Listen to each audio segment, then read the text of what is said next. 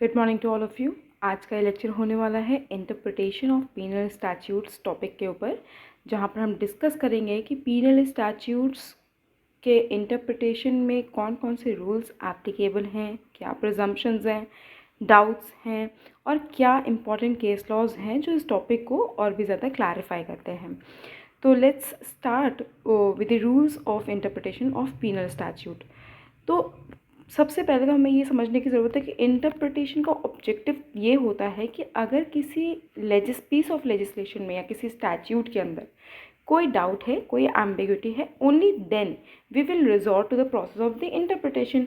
Otherwise the general rule is literally interpret, हम उसे करते चले जाते हैं। तो यहाँ पर भी अगर कोई रीजनेबल डाउट या एम्बिग्यूटी अराइज होती है पीनल स्टैट्यूट के अंदर, तो उसे हमेशा उस इंसान के फेवर में रिजॉल्व किया जाएगा जिसको हम अक्यूज़ कर रहे हैं या जिसे हम पेनल्टी पे करने के लिए लायबल बना रहे हैं या जिसके ऊपर पनिशमेंट इम्पोज होने वाली है। और अगर किसी पीनल प्रोविजन के दो रीजनेबल कंस्ट्रक्शंस अवेलेबल होते हैं तो हमेशा जो सबसे ज़्यादा लीनियंट इंटरप्रिटेशन या कंस्ट्रक्शन होगा हम हमेशा उसे ही इफ़ेक्ट देंगे। And also we need to keep in mind this particular rule of interpretation regarding penal statute कि punishment हम किसी व्यक्ति को या किसी अक्यूज्ड व्यक्ति को तभी देंगे जब पीनल प्रोविजन अपने आप में ये स्टेट कर रहे होंगे कि इस तरह के अक्यूज्ड पर्सन को on the commission of that particular offence हमें पनिश करना है। दैट इज़ टू से कि पेनल्टी तभी इम्पोज की जाएगी जब लिटरल शब्दों से उसका यही मीनिंग निकल रहा है कि पनिशमेंट देनी है, बट हम सिर्फ और सिर्फ इस बेसिस पे पनिशमेंट या पेनल्टी नहीं लगाएंगे कि इस स्टैट्यूट का ऑब्जेक्टिव है कि इस तरह के किसी भी इंसान को पनिश करना।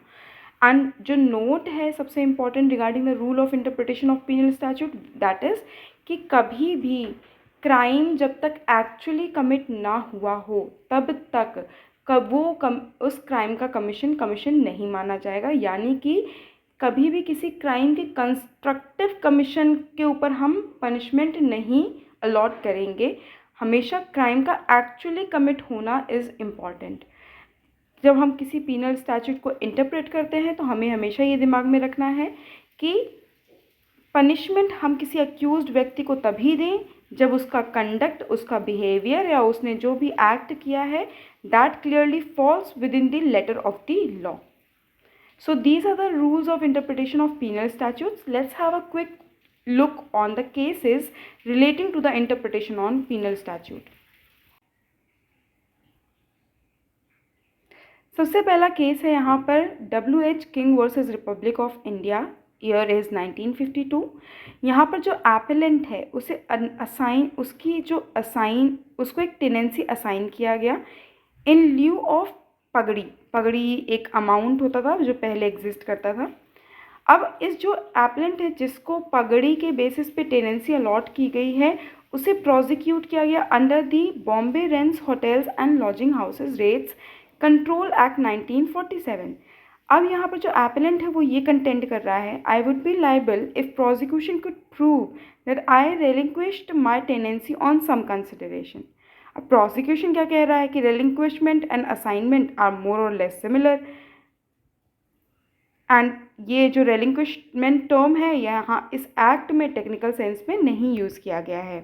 पर सुप्रीम कोर्ट ने यहाँ पर ये कहा कि जो एक्ट है, जो बॉम्बे रेंट कंट्रोल एक्ट है, ये एक्ट एक पीनल स्टैट्यूट है, hence it is required to be constructed strictly in the favour of the subject, and as under the act relinquishment of tenancy is not similar to the assignment, that person could not be made liable। जो next case in line है वो है साक्षी versus union of India का। इस case के अंदर section 375 of IPC is in consideration, that is the provision of rape. अब यहाँ पर ये बोला जा रहा है कि इसका जो स्कोप है it is limited only to the heterosexual intercourse involving penetrations of the vagina by the penis, plus penetration should be sufficient enough to constitute the sexual intercourse which is the necessary requirement for the offense of the rape। अब यहाँ पर note क्या है कि जो कई तरह के पेनिट्रेशंस हो सकते हैं जैसे कि penile, vaginal, penile oral, penile anal, finger vaginal, finger anal. अब यहाँ पर जो पेनिल एनल टाइप का जो पेनिट्रेशन है, it has not been covered under section 375।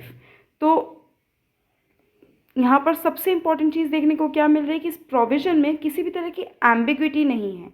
तो हमें क्या करना है कि अननेसेसरी या अनवांटेड इंटरप्रिटेशन करके क्योस क्रिएट करने की ज़रूरत नहीं है। Then next in line is the case of Ashok Kumar versus state of Haryana of the year 2010। अब यहाँ पर फैक्ट्स कुछ ऐसे हैं कि हस्बैंड है, वाइफ ऑलरेडी डेड हो चुकी है। अब हस्बैंड के ऊपर ये एलिगेशन लगता है कि जो हस्बैंड और इन लॉज हैं, they use to harass and beat her, and one worst on worst day they burnt her for not bringing enough dowry. तो यहाँ पर प्रोविजन कौन सा आएगा? Section 304B IPC। एंड हम ये कह सकते हैं कि हम पीनल प्रोविजंस को कभी भी नैरोअर या रेस्ट्रिक्टेड मीनिंग नहीं दे सकते हैं, and these provisions need to be understood generally. And we also know that section 304B IPC का जो ऑब्जेक्टिव है वो हर उस चीज़ को कवर करता है जो ऑफेंड कर रही हो at any time, whether at before or after the marriage. ये सब की सब चीज़ें कवर की जाती हैं 304B के एम्बिट में। साथ ही साथ जो डिमांड हो डाउरी की, that should be in the connection with the marriage and not so customary that it would not attract the provisions of this section. And there must be existence of proximate link between the acts of cruelty along with the demand for dowry and death of the victim। तो supreme court ने कहा कि इन सारी बातों को जो अभी हमने ऊपर डिस्कस की on the above view, accused person जिनको भी अक्यूज़ किया यानी कि हस्बैंड और in laws, they would be convicted under section 304B IPC। So that is all regarding the interpretation of penal statutes। Thank you.